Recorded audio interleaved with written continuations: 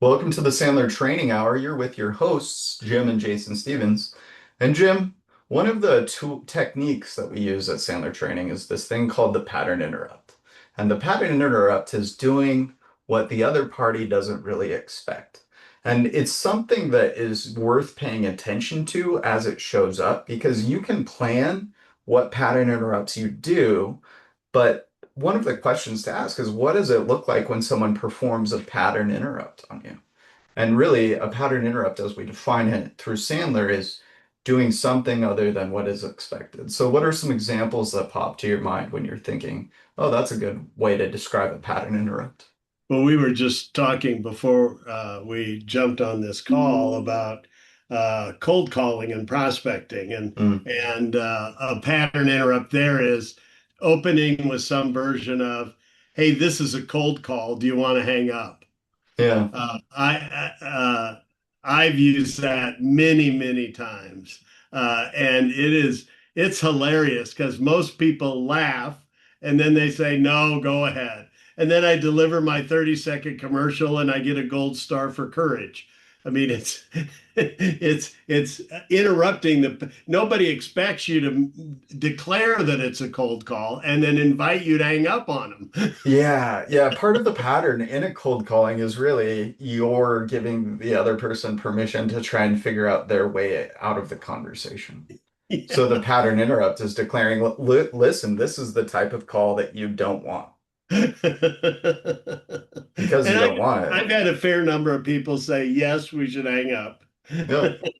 And at first I did, and then I would play with them a little. I would say, really, you've got no issues in your business where more sales wouldn't fix a problem. And then Yeah. they would say, well, what do you do? Say it Right? So like it that. interrupts the pattern. The pattern is with cold calling, get them off the phone because I don't want to be interrupted. In fact, most of Yep. us don't make cold calls because we hate them so bad, Sure. which that fact makes cold calling in some ways effective because nobody's doing Or yeah. I mean, there's complications, but yes. It's it. it's not being done, and it's certainly not being done well if it is being done, because most people are aggregating. Well, it's as a business owner or someone who's like our rule of thumb is you have two choices in business. You can abuse yourself or you can abuse your wallet. And most people defer to the latter. They look at the quick fix solutions, and really we're talking about communication generally. So Yeah, the pattern interrupt in agency to change your business cycle is here's what we can offer you: hard work and dedication with a plan to get better results. Would you like to do that, or would you rather find a provider who will tell you that they can do all these magical things and 3 months from now, results will show up that will make you feel better? yeah, Which are you going to default to? yeah, yeah, yeah, And I think that defaulting to someone who's telling you that there's a quick fix is one of the results of this pervasive culture that says quick fixes are available. yeah, And the pattern interrupt is calling the quick fix dynamic out and saying, sure, there are options where you can pay people to feel better about something, but the results are not guaranteed. yeah, And unless you're measuring for ROI, you're going to have a felt sense of whether something's working or not. yeah, And a felt sense of anything, well, it really boils down to how did you wake up this morning? Did you roll out of bed feeling well? Because then you might feel well about your providers. yeah, yeah. So it really gets nuanced because the thing that you need to commit to is that there's a level of discipline that must be brought into communication in order to get better results. And Yeah, none of us want that because the only time we really want to communicate is when we're frustrated. yeah, Like, why are you communicating to me right now? Well, because you're not doing what I said you should do. yeah, yeah. Like, And great. Have you and practiced? and the pattern interrupt is really designed to capture attention. Uh, people, I mean, selective hearing, we're going to tune other people out. If you're another example of a pattern interrupt could be something as simple as you're in a family discussion and you say, I have an idea. I don't know if it's a good one. Uh, do you want to hear it? Yeah. Right. So that interrupts the pattern of me telling you when you didn't ask for it and brings volition into it, which the hope is heightens your ability to pay attention and listen. So it's really being clear in your mind on the strategies and the situations where you really need to do a better job of capturing the attention of the people that you're interacting with. Yeah. And to the point of knowing the people that you're interacting with, it's also calling the game before the game starts taking place. So if you think about the emotional games that people play, like we're coming off a holiday weekend, that means you have one of two experiences. One, everything that you thought would go wrong went wrong, or two, it was pleasant because what you thought would go wrong didn't go wrong.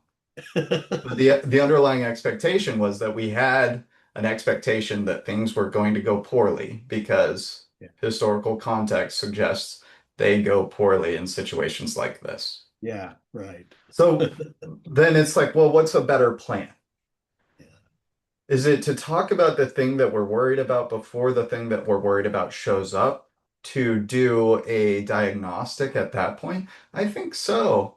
One of the best ways to run a diagnostic is to just say, okay, let's imagine this experience goes wrong. Why did it go wrong? Yeah. Because that brings up all of those scenarios that are living in people's head as uh, I forget his name. As the writer once said, oh, you'll remember his name when I say this, but I've lived through thousands of catastrophes in my life, some of which actually happened. Mark Twain. Yeah. So as Mark Twain says, like we are all perpetually writing various narratives. Yeah. Some of them take place, some of them don't, but if we don't call the experience ahead, and we call that move like name your biggest fear and then talk about Yeah. it. Yeah. My biggest fear is that at some point this is going to happen. And this generally leads to a worse experience for everyone, especially you. So how do we avoid that? Do we need to talk about that? Is there a check-in? Do we need like a safe word? And And it go ahead.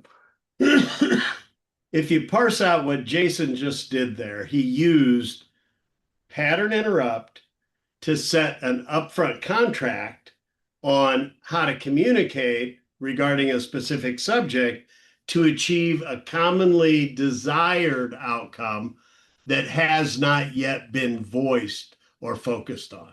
And I think that's a classic example of how do I get ahead of conversations that are rife with potential conflict and could end up being risky or backfiring. I mean, you just played it and played it well. It's using the Sandler strategy of pattern interrupt to catch their attention, upfront contract for, hey, we both want this. Yeah. What are the obstacles that are keeping us from it? And how can we make sure that we're not feeding the dysfunction, but we're actually getting to our mutual goal? And now it's a dialogue about building the contract for how we're going to work together. And I think most of us avoid conflict Yeah. because it's risky. We don't have a process for it. But what Jason has just outlined is a very simple template that can be used in almost any situation to diffuse the tension and open the door to healthy communication. Yeah, and if it doesn't work, at least you tried. If you think about how we problem solve, you can do it one to one. You can do it one to many. The most common way that people try to solve problems is by doing nothing. Yeah, And nothing is a strategy, but it's often an unchosen one. It's a default. yeah, And so, like we say as a Sandler rule, the refusal to take action is a decision. yeah. Like by not doing anything, you are deciding that I am okay with the 50-50 chance that I roll this dice and it goes sour. And so really that's what we'd leave you with and suggest you to think through is what are the moments where you're watching train wrecks, where you're participating in them? And then what could you do to get different or better results? And while that frame of the pattern interrupt into an upfront contract may seem outlandish and uncomfortable, it's practice that makes the difference. It's not, you don't fail because you did it and it didn't work. You fail because you didn't try. And that's I'm going to write that down on a piece of paper because that seems like a useful thing to remember. But that's us with Sandler Training. If you have questions about who we are or what we do, you found your way here. So find our website. Love to connect with you and have a conversation. Be well. Good luck out there.